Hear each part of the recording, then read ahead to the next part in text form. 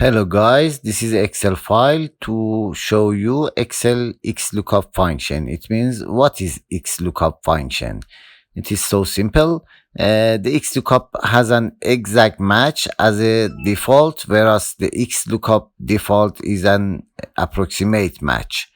I have some roof data in a table here, and this is the company name and ID of company, and I want to find the meta, the ID of meta company with using XLookup function. So I should use the XLookup function here, and this is the value of XLookup.